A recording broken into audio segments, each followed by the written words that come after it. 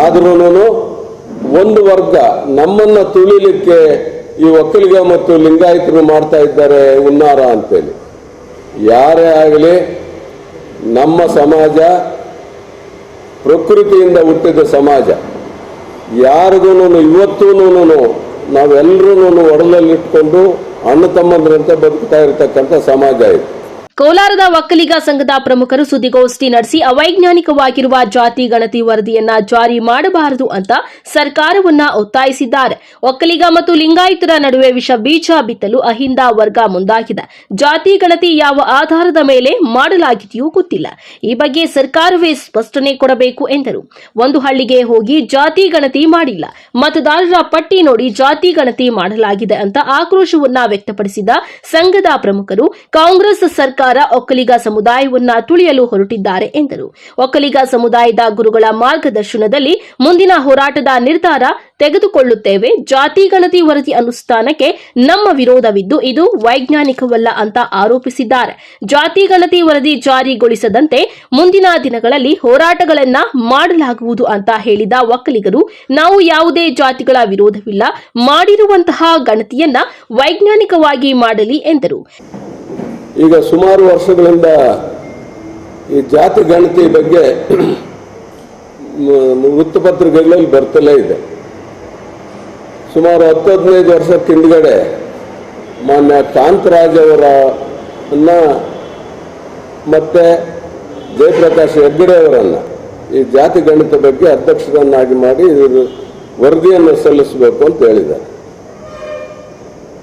ಬಹುಶಃ ಅವರು ಯಾವ ಹಳ್ಳಿಗೆ ಬಂದು ಜಾತಿ ಗಣತಿಯನ್ನು ಮಾಡಿದ್ದಾರೆ, ಯಾರನ್ನು ಕೇಳಿದ್ದಾರೆ ಅಂತ ನಮಗೆ ಗೊತ್ತಿಲ್ಲ. ನಾವು ಸಾರ್ವಜನಿಕ ಜೀವನದಲ್ಲಿರ್ತಕ್ಕಂಥವ್ರು, ಇಲ್ಲಿರ್ತಕ್ಕಂಥ ಎಲ್ಲ ನಮ್ಮ ಕುಲಬಾಂಧವರು. ಬಟ್ ಯಾರೇ ಒಬ್ಬರು ಮನೆಗಾಗಲಿ ಅಥವಾ ಹಳ್ಳಿಗಾಗಲಿ ಬಂದು ಇದ್ರ ಬಗ್ಗೆ ಮಾಹಿತಿಯನ್ನು ಕೊಟ್ಟಿಲ್ಲ. ಮಾಹಿತಿಯನ್ನು ಕೊಡಬೇಕಾದ್ರೆ, ಜಾತಿ ಗಣತಿ ಕೊಡಬೇಕಾದ್ರೆ ಒಂದು ಪೇಪರ್ಗಳಲ್ಲಿ ಹಾಕಿಸಿ ಇಂಥ ದಿವಸ ಇಂಥ ಹೋಗ್ಲಿಕ್ಕೆ ಬರ್ತಾ ಇದ್ದೀವಿ, ಇಂಥ ದಿವಸ ಮಾಹಿತಿಯನ್ನು ಕೊಡಿ ಅಂತ ಕೊಡ್ಬೇಕಾದ್ರೆ. ಆದರೆ ಯಾವ ಹಳ್ಳಿಯಲ್ಲೂ ಬಂದಿಲ್ಲ. ತಮ್ಮ ಮನೆಗಳಿಗೆ ಏನಾದರೂ ಬಂದರೆ ಏನೋ ನನಗೆ ಗೊತ್ತಿಲ್ಲ. ಆದಾಗ್ಯೂ ಸಹ ಇವತ್ತು ಏನಾಗಿದೆ ಅಂತ ಹೇಳಿದ್ರೆ, ನಾವು ಎಲ್ಲ ಜಾತಿಗಳೂ ಅಣ್ಣ ತಮ್ಮಂದಿರು ಇರೋದನ್ನ ಇವತ್ತು ವಿಷ ಬೀಜ ಬಿತ್ತಿಸಿ ಅವರ ಜಾತಿಗೆ ಇವ್ರ ಮೇಲೆ ಎತ್ಕಟ್ಟತಕ್ಕಂಥದ್ದು, ಆ ಜಾತಿ ಮೇಲೆ ಇವ್ರ ಮೇಲೆ ಎತ್ಕಟ್ಟತಕ್ಕಂಥದ್ದು ಕೆಲಸವನ್ನು ಮಾಡಿದ್ದಾರೆ. ಏನು ಯಾವ ಒಂದು ವೈಜ್ಞಾನಿಕವಾಗಿ ಈ ಗಣತಿಯನ್ನು ಮಾಡಿದ್ದಾರೆ ಅನ್ನೋದು ಕೂಡ ಯಾರಿಗೂ ಗೊತ್ತಿಲ್ಲ. ಆದ್ರೂ ಒಂದು ವರ್ಗ ನಮ್ಮನ್ನ ತುಳಿಲಿಕ್ಕೆ ಈ ಒಕ್ಕಲಿಗ ಮತ್ತು ಲಿಂಗಾಯತರು ಮಾಡ್ತಾ ಇದ್ದಾರೆ ಹುನ್ನಾರ ಅಂತೇಳಿ. ಯಾರೇ ಆಗಲಿ ನಮ್ಮ ಸಮಾಜ ಪ್ರಕೃತಿಯಿಂದ ಹುಟ್ಟಿದ ಸಮಾಜ. ಯಾರಿಗೂ ಇವತ್ತೂ ನಾವೆಲ್ಲರೂ ಒಡಲಲ್ಲಿಟ್ಕೊಂಡು ಅಣ್ಣ ತಮ್ಮಂದ್ರಂತೆ ಬದುಕ್ತಾ ಇರತಕ್ಕಂಥ ಸಮಾಜ ಇದು. ನಾವು ಒಬ್ಬರ ಹಕ್ಕುಗಳನ್ನು ಹತ್ತಿಕ್ಕಿ ನಮ್ಮ ಹಕ್ಕನ್ನು ಸಾಧಿಸಲಿಕ್ಕೆ ನಾವೇನೂ ಹೋಗಿಲ್ಲ.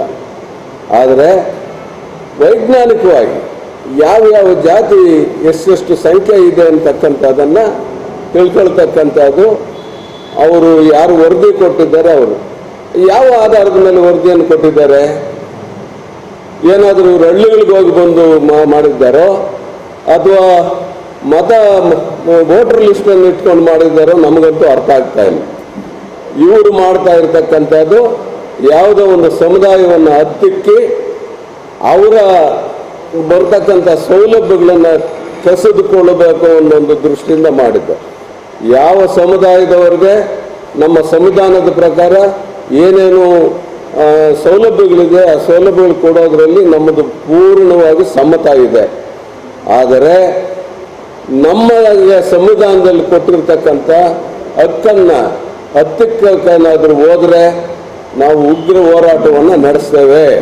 MMTV news bureau Kolar.